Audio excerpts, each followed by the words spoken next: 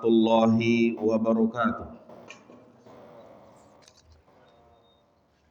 Innal hamdalillah nahmaduhu wa nasta'inuhu wa nastaghfiruh wa na'udzu billahi min shururi anfusina wa min sayyiati a'malina. May yahdihillahu fala mudilla lahu wa may yudlil fala hadiya lahu. Ashhadu an la ilaha illallah wahdahu la syarika lah wa ashhadu anna Muhammadan abduhu wa rasuluhu la nabiyya ba'dah. Allahumma salli ala Muhammad wa ala ali Muhammad.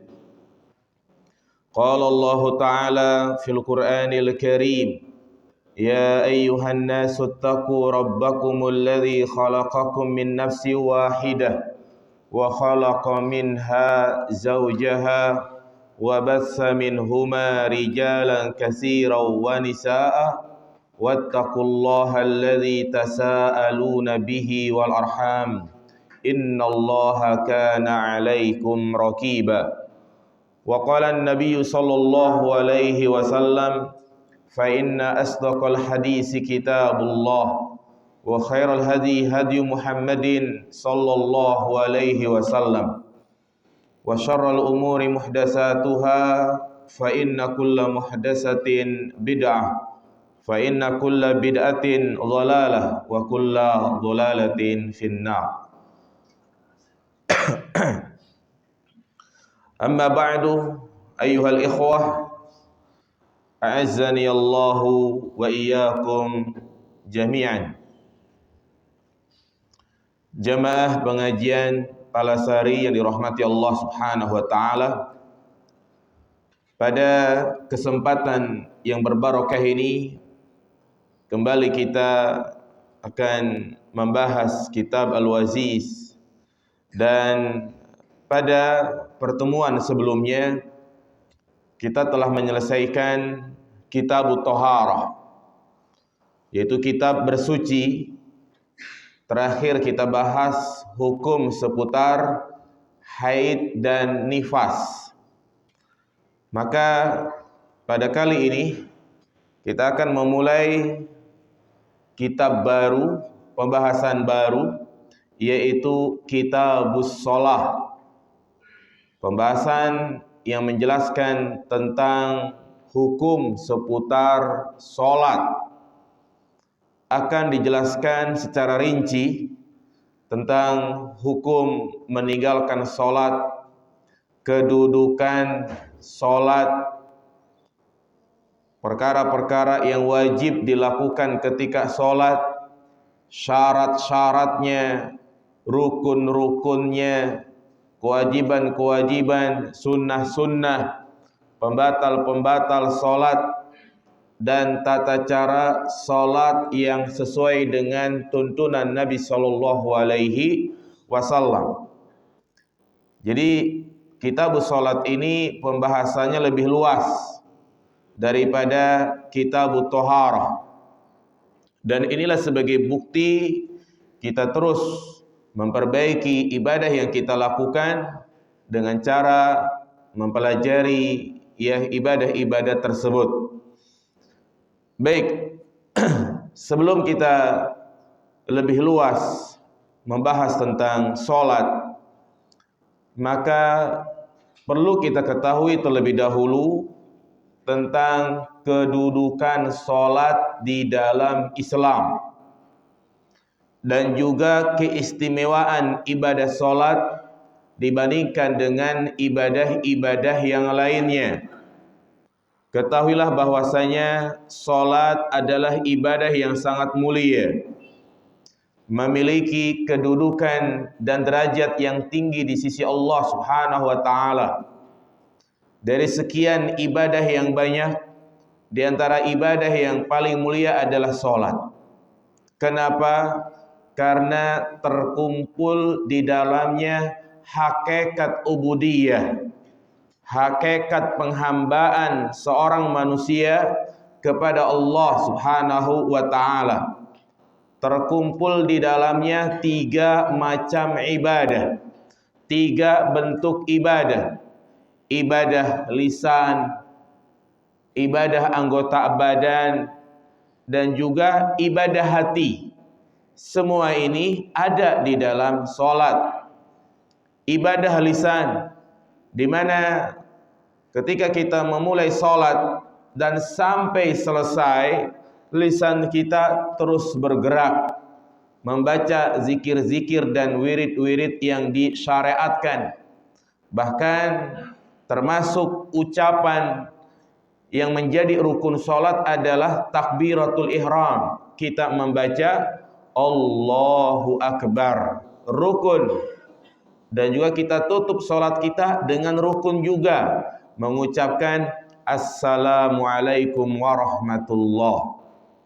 Sehingga orang yang salat tapi lisannya diam saja, tidak bergerak, maka salatnya tidak sah. Demikian pula seorang yang membaca Al-Fatihah, membaca takbir tetapi hanya di dalam hati, lisannya tidak bergerak, ini juga salatnya tidak sah. Nah, ibadah anggota badan, di mana anggota badan kita bergerak untuk mengangkat kedua tangan, bergerak untuk ruku, sujud, ya, maka inilah yang disebut dengan ibadah anggota badan. Kemudian yang ketiga, ibadah hati, yakni di mana tatkala seorang mengerjakan salat, hatinya itu harus fokus kalau dia sedang salat, memahami bacaan-bacaan yang dia baca, mengingat Allah Subhanahu wa taala. Inilah yang disebut dengan apa? Al-khusyu'. Yang para ulama mengatakan al-khusyu' huwa lubbus shalah. Khusyu' adalah inti dari salat. Sehingga percuma seorang yang salat tapi tidak khusyuk. Sampai-sampai Syekhul Islam Ibn Taimiyah mengatakan ada dua orang yang salat saling berdampingan.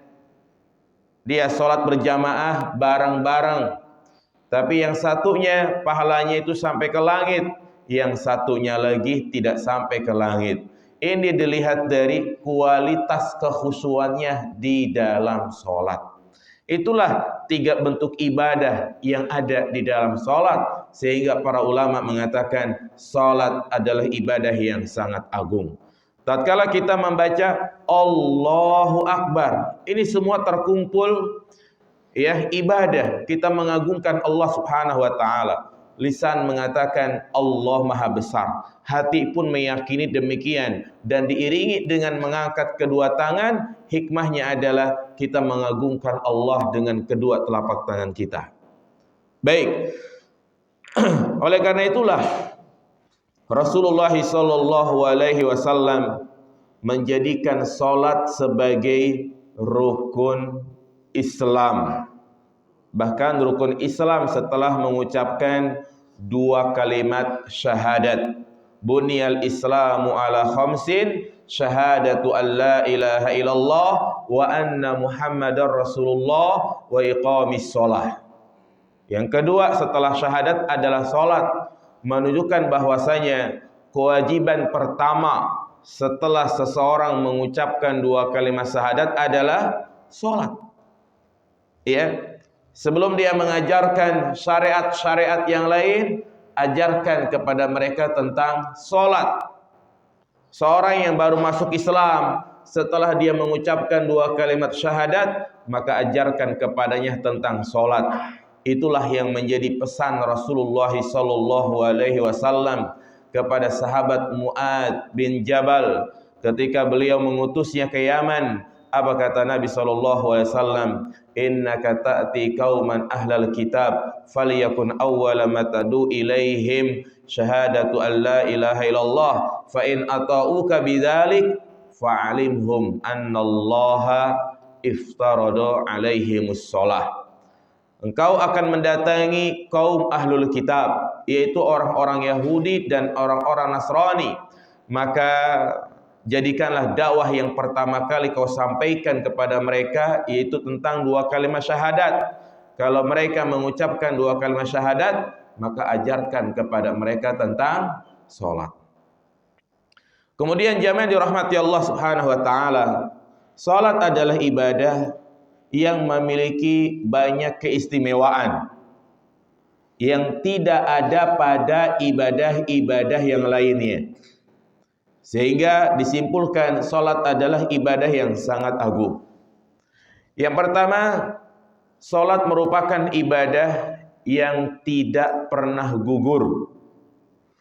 Bagaimanapun keadaan kita, dimanapun kita berada, kapanpun, maka yang namanya salat tidak pernah gugur.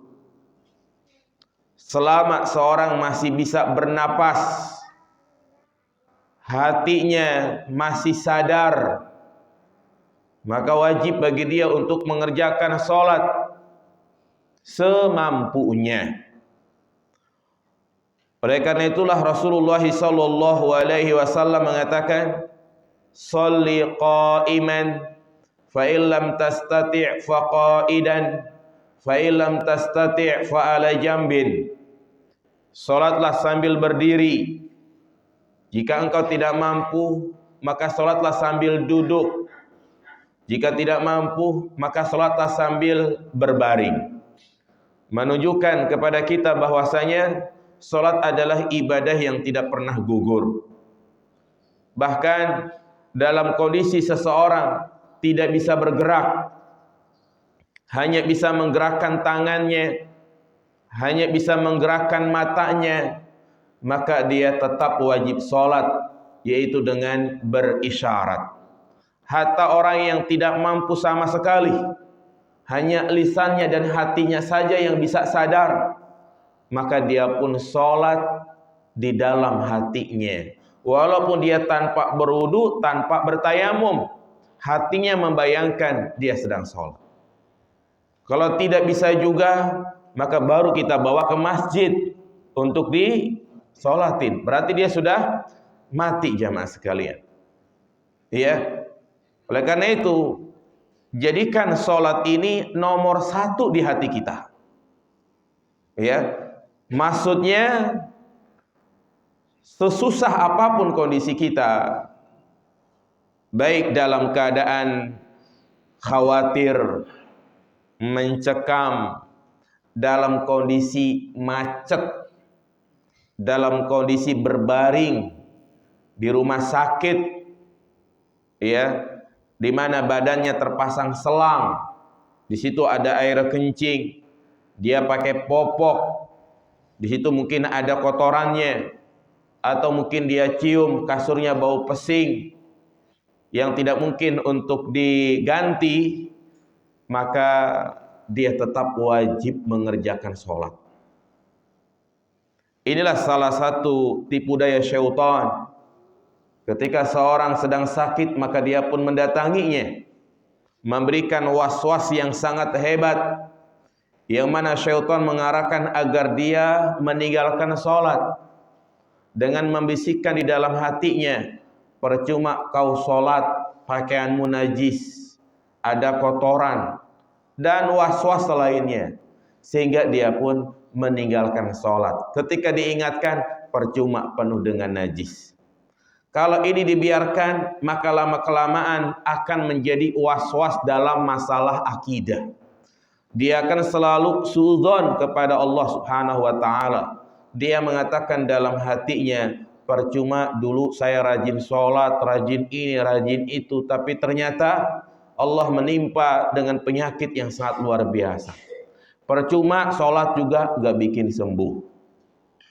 Kalau sudah seperti ini dia mati, maka meninggal di atas su'ul khotimah. Walaupun dia sedang diuji oleh Allah Subhanahu wa ta'ala. Makanya Rasulullah mengatakan, wala tamutunna illa wa antum muhsinuna dhanna billah. Janganlah kalian mati kecuali dalam keadaan berbaik sangka kepada Allah Subhanahu wa ta'ala. Jadi dalam kondisi macet, jamaah sekalian, kita nyetir, ya, maka tetap wajib sholat. Bagaimana sholatnya? Dilihat, kalau memang sholat tersebut memungkinkan untuk dijama', misalnya maghrib dan isya, maka kita jama' maghrib di waktu isya. Seperti misalnya dia pulang kerja jam 4:30, Ya, biasanya jam 5:30 udah sampai rumah. Ini kondisi dia misalnya naik mobil dan di tol. Kalau naik motor mungkin dia bisa melipir ke rest area, ke musola, ke masjid. Ini berada di tengah-tengah tol, ke rest area nggak mungkin, ya maka nggak apa-apa dia lanjutkan terus. Nanti sholat maghribnya dikerjakan di waktu isya. Karena di antara kebolehan untuk menjama adalah dalam kondisi darurat, al-hajatul aridah, ya. Namun tentunya ini tidak boleh dijadikan kebiasaan. Jangan dia setiap hari menjamak dengan alasan macet. Misalnya orang Bekasi kerja di Tangerang, pulang jam 5, maka kalau dia sudah tahu bakal macet sampai rumah misalnya ya jam 8, maka hendaknya dia kerjakan sholat terlebih dahulu baru dia pulang. Atau di tengah jalan ketemu rest area, dia berhenti dulu, ya dia kerjakan sholat maghrib.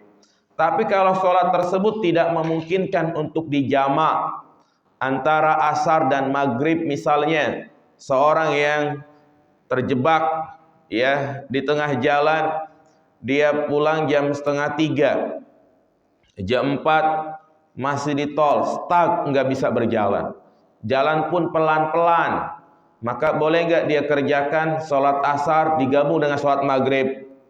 Tidak boleh, karena tidak ada jamak antara maghrib dan asar. Lalu bagaimana dia mengerjakan sholat? Boleh nggak dikodok? Maka tidak ada kodok di dalam sholat, hanya bagi mereka yang tidur atau lupa. Maka sholatlah semampunya. Sholatlah semampunya. Wudunya bagaimana? Sudah kita bahas bahwasanya berwudu enggak harus di keran. Kita boleh bawa bawa aqua kecil, berwudu dengan air tersebut.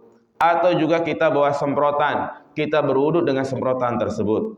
Jika mengkhawatirkan kabin mobil basah atau yang lainnya, maka dibolehkan untuk bertayamum. Ya, kalau tidak ada air atau tidak memungkinkan untuk berwudu, maka dia bertayamum. Sholatlah bagaimana? Ya sudah, dia sholat di dalam mobilnya sambil nyetir semampunya. Dia ruku, dia sujud dengan berisyarat.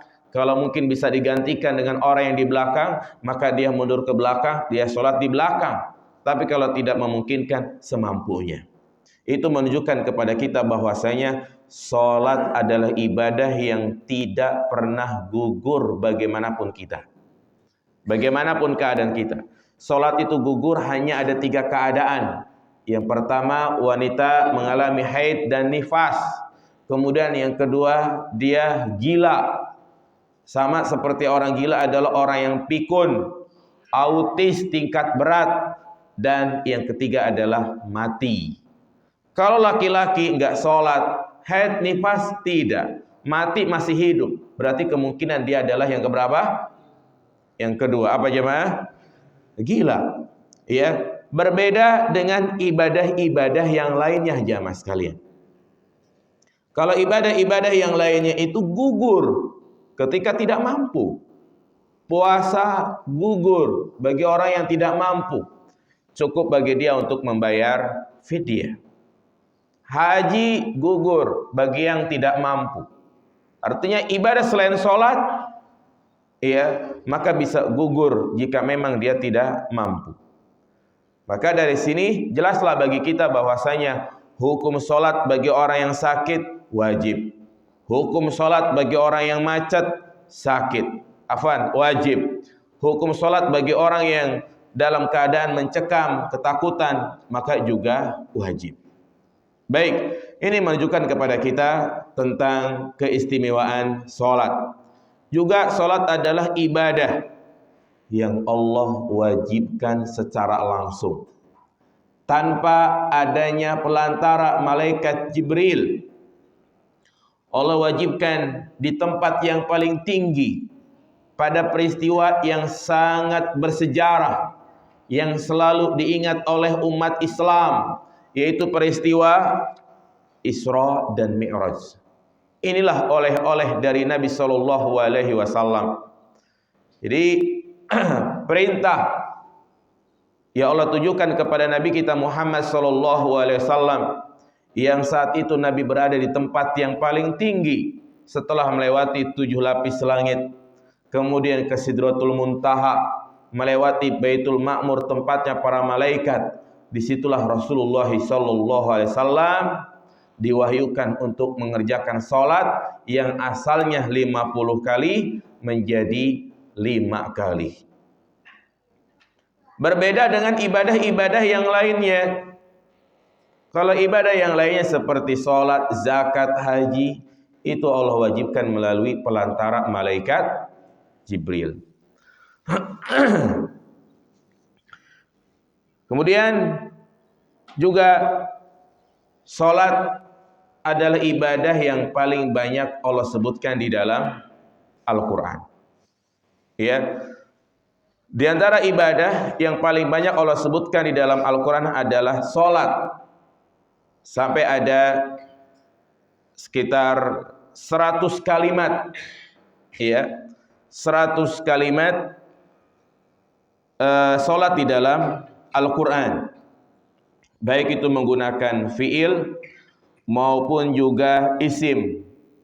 Dan seringkali digandingkan dengan az-zakah, seperti firman Allah Subhanahu wa taala, wa aqimus shalah wa atuz zakah. Dirikanlah salat dan tunaikanlah zakat. Iya, berarti seringkali Allah Subhanahu wa taala menyuruh kita untuk salat di dalam Al-Qur'an. Bahkan Nabi kita juga selalu mewasiatkan di akhir hayat beliau, menjelang beliau meninggal dunia. Karena saat beliau menjelang meninggal dunia, beliau ditimpa sakit. Di saat-saat beliau sadar, ya, disitulah beliau banyak memberikan wasiat. Di antara wasiat yang beliau sampaikan adalah as-sholat wa ma malakat aimanukum. Salat, kata Nabi, mengingatkan umatnya untuk menjaga salat. Dan beliau sampaikan bukan hanya 1 kali, tapi berkali-kali, menunjukkan agar kita menjadikan salat itu sebagai prioritas utama. Ya, jangan kita melakukan aktivitas-aktivitas yang lain kalau kita belum sholat. Ini pindah kali sebagian ke sini ya, jomplang ntar perahunya. Iya, nggak apa-apa, pindah ke sini jamaah. Wanas ada ini nggak air.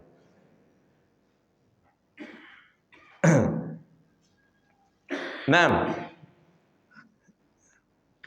biar yang baru datang bisa kagak ditanya enggak.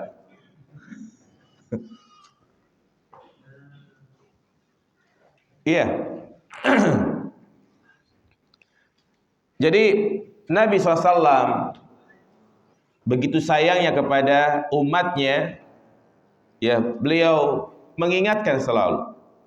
Sehingga sesibuk apapun seseorang, kalau sudah tiba waktu sholat, maka tinggalkan aktivitasnya. Sedang bekerja di bengkel misalnya yang mungkin pakaiannya kotor, segera tinggalkan untuk mengerjakan sholat. Kalau kita punya janji, ya, tapi hendaknya disampaikan nanti ketemuannya setelah zuhur, ba'da isya, ba'da maghrib.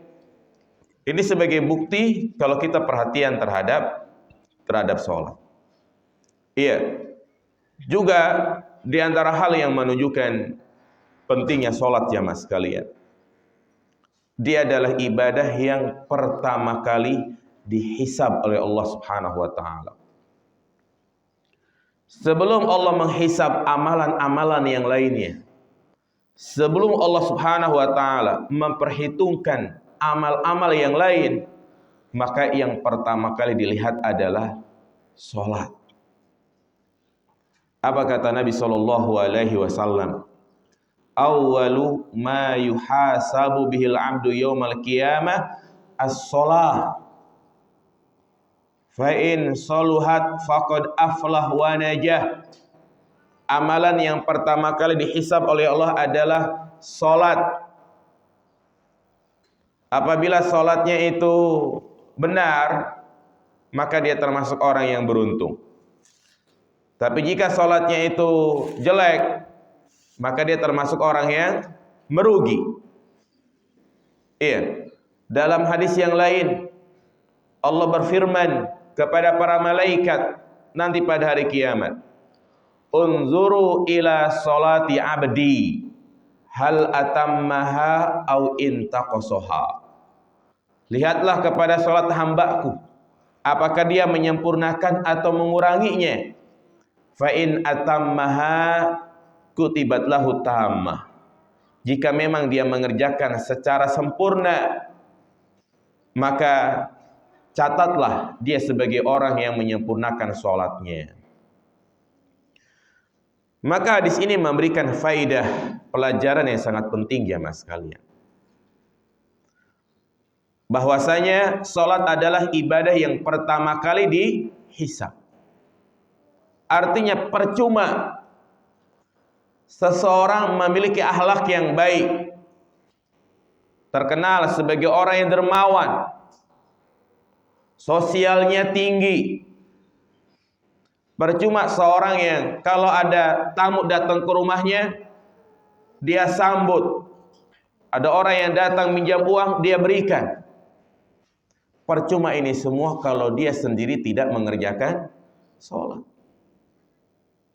Ini bantahan kepada ungkapan-ungkapan yang sering dikatakan, jadi muslim itu yang penting mah jujur, yang penting amanah, yang penting baik sama orang. Percuma si fulan tuh udah haji, sering ke masjid, tapi pelit misalnya. Ya, jadi seakan-akan dia menyepelekan apa? Salat jamaah sekalian. Dua hal ini tidak bisa dipisah antara salat dan akhlak. Ya, salat berkaitan dengan hak-hak Allah, akhlak berkaitan dengan hak-hak adami. Jadi semua itu tuh kedermawanannya, akhlaknya yang baik sia-sia kalau dia meninggalkan sholat. Ya, makanya hal-hal yang Allah wajibkan kerjakan. Itulah prinsip kita dalam hidup jamaah sekalian. Yaitu kita terbatasi dengan hal-hal yang halal, haram, wajib. Yang wajib kita kerjakan, yang haram kita tinggalkan. Dan itu mencakup hak-hak Allah maupun hak-hak adami. Jadi jangan sampai dia baik tapi dia jarang mengerjakan sholat. Makanya Nabi mengatakan di sini, wa in fasadat faqad khaba wa khasar. Jika dia merusak sholatnya jarang-jarang, maka dia termasuk orang yang merugi.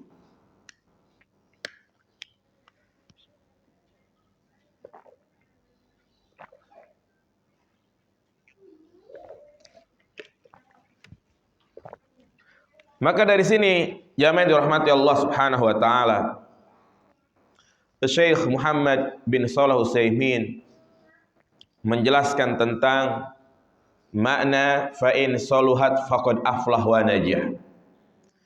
Salat yang baik itu seperti apa? Salat yang diinginkan oleh Allah Subhanahu wa taala bagaimana kriterianya? Salat yang diterima itu seperti apa? Karena tentunya ketika kita mengerjakan salat ada dua hal yang perlu kita capai.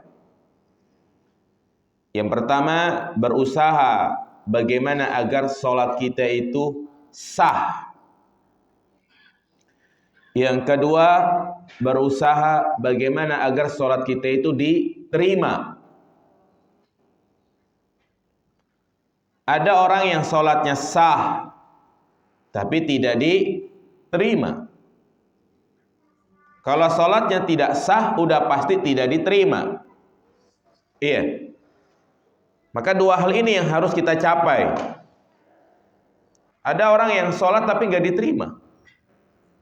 Itulah yang Nabi sebutkan. Ya, orang yang mendatangi dukun paranormal, sholatnya tidak diterima selama 40 hari 40 malam. Apakah ketika dia merasa mendatangi dukun, adalah percuma saya sholat, yang nggak diterima? Tetap dia wajib sholat. Maka yang pertama dijelaskan yang di antara kriteria sholat yang baik adalah sholat yang dilakukan secara terus menerus, continue. Jadi kembali kepada pembahasan di awal tadi, bahwa sholat itu ibadah yang tidak pernah gugur, continue dia. Nggak ada istilahnya libur sholat, kecuali bagi wanita yang sedang haid. Laki-laki nggak ada. Ya, kalau sholatnya ada yang bolong, berarti dia tidak sempurna, tidak sesuai dengan kriteria yang Allah inginkan. Yang kedua, dan ini yang penting juga, itu sholat yang dia lakukan harus sesuai dengan tuntunan Rasulullah sallallahu alaihi wasallam. Ya. Inilah pentingnya kita mengkaji kitab fikih yang mempelajari tentang tata cara sholat yang benar. Inilah yang menjadi parameter sholat kita sah atau tidak. Rasulullah menyampaikan, "Shollu kama ra'aitumuni usolli." Sholatlah kalian sebagaimana kalian melihat aku sholat. Perintah dari Nabi Shallallahu Alaihi Wasallam. Sampai-sampai beliau sholat di atas mimbar jamaah. Beliau takbir, beliau ruku, kemudian sujud, beliau turun. Tujuannya agar para sahabat itu ngelihat. Ya, sahabat ngelihat, diajarkan kepada yang lainnya, terus sampai sekarang nih. Ya, kita mengerjakan sholat dengan jumlah rakaat tertentu, itu karena Nabi yang mengajarkan. Subhanallah jamaah sekalian. Rasulullah SAW bukan hanya menjelaskan tentang jumlah rakaat, tentang jumlah rakaat ini, rakaat itu, tidak. Tetapi Nabi menjelaskan secara detail, secara rinci. Dari mulai kita takbir, cara angkat tangannya bagaimana, apakah begini, apakah begini, apakah seperti ini, sedekap juga, duduk juga, apakah duduk iftirash, duduk tawarruk, semuanya itu sudah dijelaskan. Yang insya Allah kita akan membahas semuanya. Ya, sehingga sholat itu harus mengikuti apa yang diajarkan oleh Nabi SAW. Tidak boleh kita main perasaan. Ya, dalam ibadah buang yang namanya perasaan-perasaan. Karena perasaan kita baik belum tentu baik dinilai oleh syariat. Contoh misalnya, ada orang yang sholat Allahu Akbar, sedekapnya di mana? Di sini, di pinggang gitu kan? Iya. Coba kalau kita tanya, ada nggak dalilnya? Nggak ada, hanya sekedar logika saja. Karena ini hati, khawatir setan masuk, maka dia harus dijaga. Iya. Jadi seperti itu jamaah sekalian. Demikian pula ada yang takbirnya beginilah. Jadi jari jemarinya dihadapkan kemana itu? Ke kiblat. Iya. Sampai untuk mencapai kekhusyuan, caranya adalah dengan menggelapkan semua ruangan. Atau dia sholat di masjid, matanya sambil merem, khusyuk, ya khusyuk. Tapi habis sholat tasnya hilang. Ya. Nah ini artinya banyak orang yang ingin khusyuk, ingin benar sholatnya, tapi mengikuti apa? Hawa nafsunya, perasaannya, hanya logika-logika saja. Iya. Karena itu pelajari sholat dari awal sampai akhir. Sampai-sampai para ulama mereka sangat semangat ya untuk membahas sholat. Di antaranya Syekh Al-Albani rahimahullah ta'ala, beliau memiliki 3 kitab sholat, dari mulai yang paling ringkas, yang tengah-tengah, dan yang paling detail. Ya, yang paling detail itu ada 3 jilid yang berjudul Aslu Sifati Sholati Nabi sallallahu alaihi wasallam. Ya, makanya Nabi SAW mengingatkan ada orang yang sholat tetapi dituduh pencuri. Aswa'un nasi sariqatan alladhi yasriku fi sholati. Sejahat-jahatnya pencuri adalah orang yang mencuri sholatnya. Dia sholat tapi dituduh pencuri, jemaah. Kok bisa? Iya. Alladzi la yatimmu ruku'aha wa sujudaha. Yang dia tidak menyempurnakan ruku' dan sujudnya. Sujud dan ruku' dia lakukan secepat kilat. Padahal tumaknina termasuk rukun, jemaah sekalian. Ya. Inilah yang harus kita waspadai. Karena Nabi juga mengatakan dalam hadis yang lain, ada orang yang sholat 40 tahun lamanya. Itu bahkan ada 60 tahun. Tapi tidak ada satupun sholat yang diterima. Perbaiki. Jika memang kita mendapati pelajaran tentang sholat sesuai dengan apa yang kita lakukan saat ini, maka teruslah istiqomah. Kalau memang ada kesalahan, maka perbaiki. Seperti saya banyak melihat gitu kan, orang ruku mungkin saking pengen khusyuknya gitu ya, ruku tangan diletakkan bukan di lutut tapi di betis. Ya, banyak itu kan. Sehingga posisinya itu tidak lurus tapi nungging gitu ya. Iya. Nah, ini keliru jamaah sekalian. Kalau dia tahu itu salah, ya sudah diperbaiki, besok dia rubah. Nah, dan yang ketiga, di antara kriteria sholat yang benar, tidak ada penghalang. Ya, intifaul mawani'. Ya, tidak ada penghalang-penghalang yang membuat sholatnya itu tidak diterima. Nabi SAW banyak menyebutkan tentang orang-orang yang sholat tapi tidak diterima. Di antaranya adalah hadis yang masyhur yang sering disampaikan oleh para ulama. Salasatun la turfa'u sholatuhum an ru'usim illa shibra. Ada 3 orang yang sholatnya itu tidak terangkat ke langit walaupun hanya sejengkal. Siapa 3 orang tersebut? Yang pertama adalah rajulun amma qauman wa hum lahu karihun. Itu seorang pemimpin yang memimpin suatu kaum tapi kaumnya itu membenci dia. Enggak suka dipimpin dengan model kepemimpinan dia.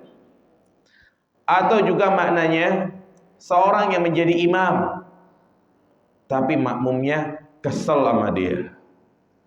Kalau dia maju, jamaah banyak yang sewot. Sampai saling berkomentar, ya dia lagi imam. Makmum membencinya karena mungkin bacaannya jelek, bacaannya panjang pendeknya banyak yang salah. Yang pendek dibaca panjang, yang panjang dibaca pendek, sehingga ngedengernya gimana gitu, kayak orang sumeng gitu. Ya, alam nasroh laka sodrok wa wada'na anka wizrok, semuanya diapain? Dipanjangin. Ya, maka sadarlah jika memang dia banyak kekurangan di dalam membaca Al-Quran, jangan sok jadi imam. karena tanggung jawabnya besar. Yang Nabi menyebutkan di sini bisa jadi sholatnya itu tidak diterima. Namun sayangnya banyak di masyarakat kita yang tidak paham dengan masalah ini. Karena ego, karena mungkin dia merasa tokoh, merasa paling berjasa di kampung tersebut, merasa paling berjasa dalam pembangunan masjid, ya, sehingga dia pede, padahal makmum telinganya banyak yang gatal. 6. Yang kedua, awamro'atun batat wa zawjuha sakhitun 'alaiha. Wanita yang suaminya itu marah sama dia. Ya, percuma seorang istri dia beribadah yang wajib maupun yang sunnah, sementara suaminya marah kepada dia karena perbuatan yang dia lakukan. Seperti misalnya dia menolak ajakan suaminya, sampai suaminya tertidur pulas. Kemudian suaminya berangkat kerja dalam kondisi istrinya masih tidur. Maka semua tuh ibadah-ibadah yang dia lakukan, sholat subuh, mungkin dia lanjut zikir pagi petang, dia lanjut sholat duha, semuanya sia-sia. Kenapa? Karena suami sedang marah sama dia. Bahkan la'anat hal malaikah, malaikat melaknatnya. Nah, ini menunjukkan ada mawani, ada penghalang yang membuat sholatnya itu tidak diterima. Kemudian yang ketiga, wal akhwani mutakhasiman. Dua orang yang bersaudara bertikai, berseteru, ya, tidak saling menegur, tidak saling sapa. Maka selama dia bermusuhan, maka saat itulah sholatnya tidak diterima. Ya, makanya Rasulullah mengharamkan seorang muslim mendiamkan saudaranya lebih dari berapa hari? 3 hari. Ya, selebihnya kalau dia mati, maka meninggal di atas kejahilian. Ya, dan sholatnya tidak diterima. Itulah 3 kriteria yang menjelaskan tentang sholat yang baik itu ya seperti ini. Kemudian berikutnya jamaah dirahmati Allah Subhanahu wa taala, jika telah kita ketahui tentang kedudukan sholat yang sangat tinggi, ya, maka apa hukum meninggalkan sholat?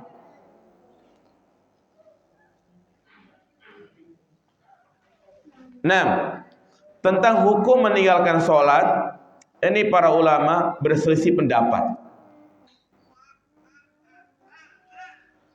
Pendapat yang pertama yaitu pendapat yang masyhur dari pendapatnya Imam Ahmad, dan itu banyak dinukil dalam kitab-kitab beliau. Di antaranya dalam kitab Ushulus Sunnah beliau mengatakan, faman tarakas sholata fahuwa kafir. Orang yang meninggalkan sholat maka dikatakan kafir. Dia menghukumi kafir secara mutlak, baik dia meninggalkan karena mengingkari kewajibannya atau meninggalkan karena malas-malasan, maka dihukumi kafir. Ini pendapat yang pertama. Dan tentunya hadis-hadis yang dijadikan sebagai hujjah juga sangat kuat. Di antaranya Rasulullah bersabda, ya inna baina rajuli wa baina syirki wal kufri tarkas shalah. Sesungguhnya pemisah antara kesyirikan dan kekufuran adalah meninggalkan salat. Ya. Jadi tidak dibedakan min ghairi tafriqin bainal jahid wal muhawin. Demikian pula Nabi mengatakan al ahdu bainana wa bainahum as-shalah. Faman tarakaha faqad kafar. Barang siapa yang meninggalkan salat, maka sungguh dia telah kafir. Demikian pula Allah Subhanahu wa taala sebutkan di dalam Al-Qur'an, fa in tabu wa aqamus shalah wa atuz zakah fa ikhwanukum fid din Jika mereka bertaubat dan mendirikan sholat dan menunaikan zakat, maka mereka adalah saudara kalian seagama.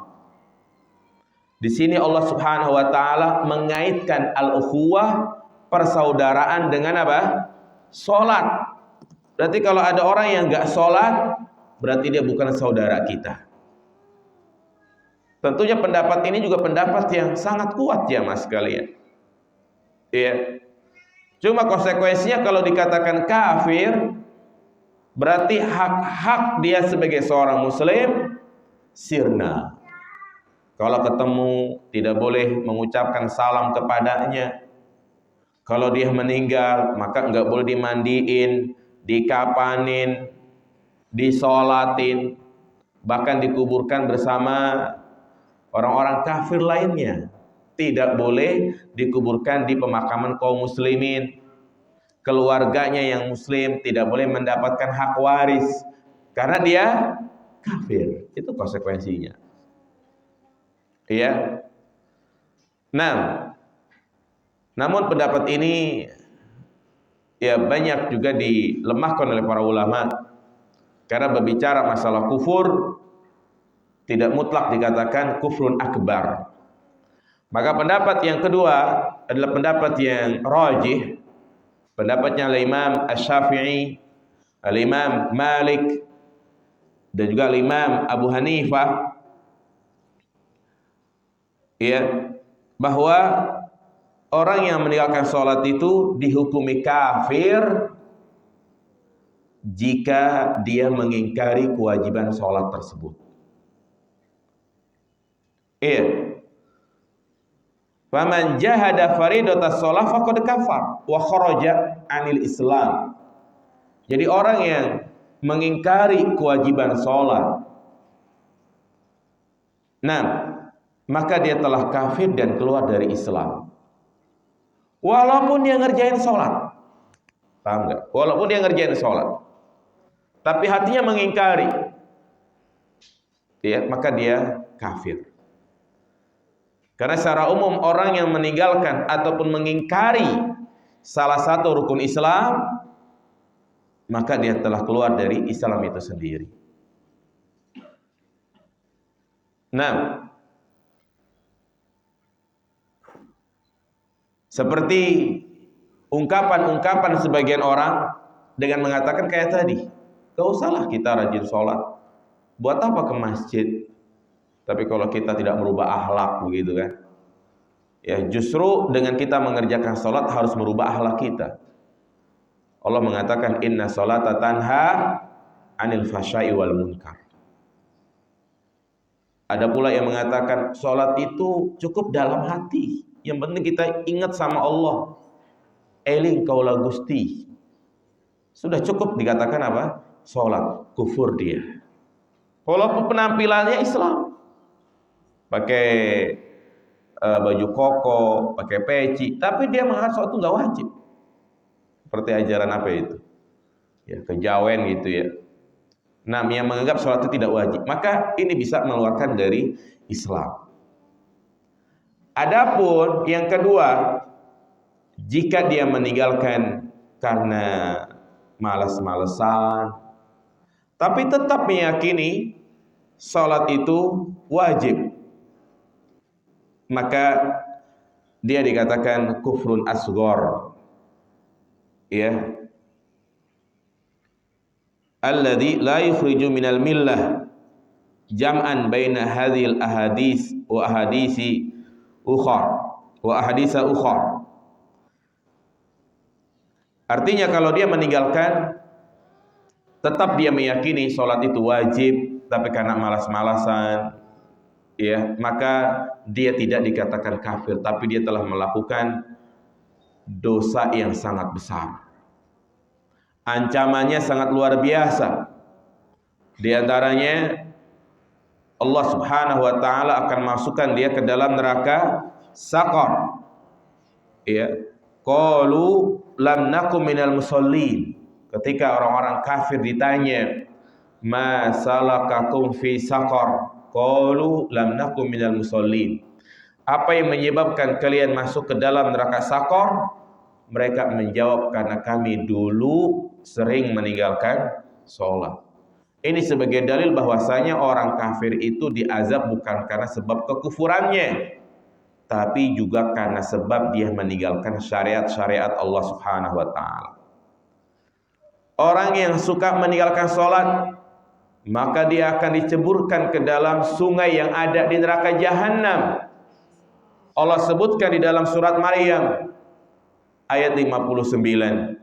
Fa khalafa min ba'dihim khalfun adha'us shalah wattaba'us syahawat fasawfa yalqauna ghayya illa man tab. Akan datang generasi berikutnya, yaitu orang-orang yang melalaikan salat, lebih mengikuti hawa nafsunya. Ya. Maka mereka akan diceburkan ke dalam goya. Apa itu goya? Sahabat Abdullah bin Mas'ud mengatakan itu sungai Jahannam yang airnya sangat menjijikkan. Allah jelaskan di sini, yakni Allah gabungkan antara menyanyiakan sholat dan mengikuti hawa nafsu. Ini menunjukkan ancaman bagi orang yang meninggalkan sholat lebih mengedepankan hawa nafsunya. Seperti misalnya sudah tiba waktu sholat, tapi dia tetap ngacir, mojek gitu kan. Sudah tiba waktu sholat, tapi sibuk dengan aktivitasnya, HP-nya, ya. Maka ini semua menjadi sebab dia diceburkan ke dalam neraka jahanam. Dan juga bukan hanya itu, Allah Subhanahu wa taala akan mempermalukan dia, menghinakan dia pada hari kiamat.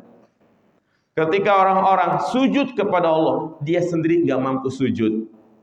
Allah sebutkan dalam surat Al-Qalam ayat 43, yauma yukshafu an saq wa yud'auna ila sujudi fala yastati'un khashi'atan absaruhum tarhaquhum dhillah wa qad kanu yud'auna ila sujudi wa hum salimun. Pada hari itu betis disingkap, kemudian mereka pun diseru untuk sujud kepada Allah, tapi mereka tidak sanggup untuk sujud. Pandangan mereka tertunduk, malu, terhina. Kenapa? Karena mereka dahulu dipanggil untuk sujud, tetapi mereka tidak melaksanakannya. Ini kehinaan yang sangat luar biasa. Sehingga orang yang meninggalkan salat bukan hanya mendapatkan azab secara fisik, tapi juga psikis. Sehingga orang-orang bakal tahu, oh si fulan tuh gak bisa sujud dia, pasti dia dulu di dunia jarang sholat. Ini memalukan jemaah sekalian. Ya, makanya banyak azab-azab yang sifatnya secara psikis. Ya, seperti orang yang suka menggambar makhluk yang bernyawa, nanti dia disuruh untuk melakukan sesuatu yang dia tidak mampu untuk melakukan. Nah, kemudian juga di dalam hadis bahwasanya orang yang meninggalkan sholat, namun ini dipersiskan oleh para ulama tentang kesahihannya, bahwasanya dia akan dikumpulkan bersama Fir'aun, Qarun, Haman, Ubay bin Khalaf, yang semuanya itu berada di mana? Di neraka. Dijelaskan, faman istaghala bimalihi khusyra ma'a Qarun.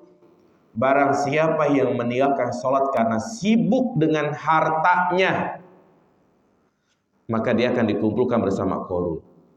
Wa bimulkihi ma'a Fir'aun, yang sibuk dengan kekuasaannya, dengan jabatannya, maka dia akan dikumpulkan bersama Fir'aun.